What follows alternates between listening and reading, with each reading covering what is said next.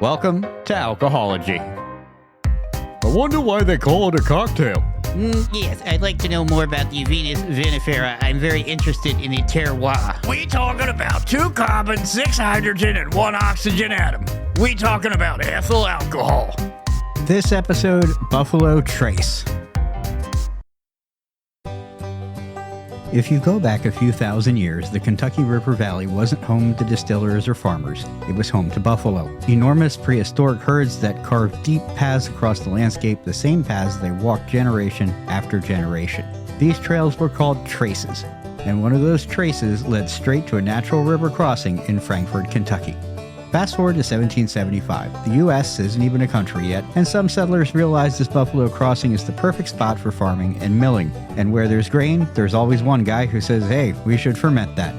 That's how the very first documented distilling began on the land where Buffalo Trace sits today, and those guys were Hancock Lee and his brother Willis Lee.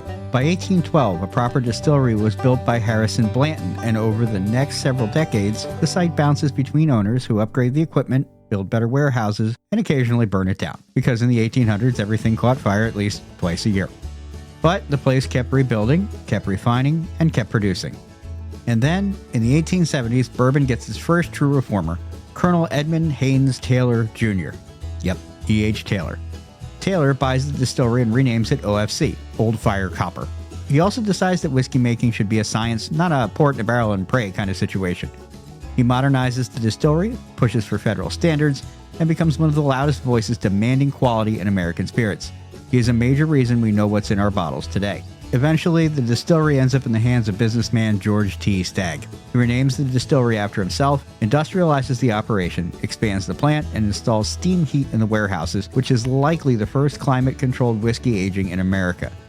He turns the distillery into one of the biggest and most advanced distilleries in the world. Then Prohibition hits. In 1920, nearly every distillery in America goes dark. Boarded up, padlocked, silent, no more fun. But this one survives. Why? 2 magic words: medicinal whiskey. Personally, I think that under the right circumstances, all whiskey is medicinal, but I digress. Federal law at the time allowed for a handful of distilleries to keep producing whiskey for medical prescriptions, and this site was one of only 6 in the entire U.S. that stayed open. Doctors handed out whiskey for everything from colds, anxiety, to the flu, headaches, general weakness, or my baby is teething and I'm losing my mind. Because of that loophole, the stills kept running, the distillery stayed alive, and today Buffalo Trace can legitimately claim to be the oldest continually operating distillery in the nation. After Prohibition, after the Depression, after war rationing, the distillery continued evolving, and in the mid-20th century hired a young World War II radar bombardier named Elmer T. Lee. Elmer approached whiskey like a mathematician. He studied warehouse dynamics, aging patterns, and flavor chemistry long before flavor chemistry was even a phrase. In 1984, he created something revolutionary: Blanton's Single Barrel Bourbon, the first mainstream single-barrel bourbon product. Elmer said, what if we celebrate a barrel's individual character instead of hiding it?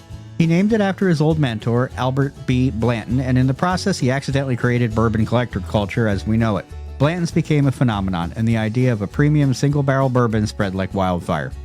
Then, in 1992, the Sazerac Company swoops in and buys the whole operation. 7 years later, in 1999, they release a brand new flagship, Buffalo Trace Bourbon, a tribute to the old Buffalo Trail where the whole history began. From there, the brand exploded. Suddenly, Buffalo Trace becomes the center of a whole bourbon universe. W.L. Weller with its soft-wheated mash bills that people now call Baby Pappy, Eagle Rare, the elegant, well-aged classic, George T. Stagg, the barrel-proof monster that sends collectors into a frenzy, Elmer T. Lee, which was created as a tribute to the man himself and presented to him at his retirement, and let's not forget Pappy Van Winkle, which the distillery produces for the Van Winkle family, a partnership that launched the most famously rare bourbon brand in America. Suddenly, bourbon isn't just a drink, it's a status symbol. But here's where we leave history and enter modern mystery. Why is this stuff so hard to find? Why can't you walk into a store and grab a bottle of Buffalo Trace like you would any other $30 to $50 bourbon? Well, here's the truth. Bourbon takes time. Buffalo Trace bourbon is widely believed to be aged somewhere between 6 to 10 years. Eagle Rare is 10 years, Weller and Pappy spend over a decade relaxing in oak, absorbing the flavor. That means every bottle on the shelf today was a gamble someone took a decade ago. Now mix that with a massive bourbon boom for the last 10 years, a boom nobody saw coming. Demand skyrocketed, new drinkers, collectors, flippers, cocktail bars, TikTok reviewers, everyone, myself included, wanted Buffalo Trace all at once.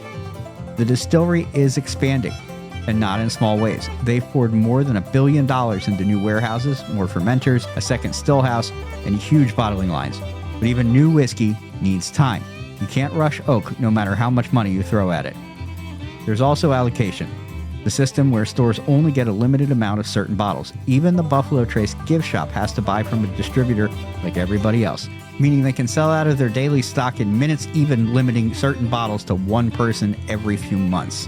And because supply can't keep up with demand, the secondary market, the online gray market, turns $40 into $120 bottles, $60 bottles into $300 bottles, and 15-year pappy into a down payment on a used car. It's not a conspiracy. It's what happens when slow-aged whiskey meets modern consumer madness. But the wild part is, through all the chaos, Buffalo Trace keeps leaning into science and history. They built Warehouse X, a research building designed to test how temperature, light, airflow, and humidity affect bourbon. They've been experimenting with different barrel types, different woods, and even new uses for whiskey waste, like turning spent grain into suitable foods.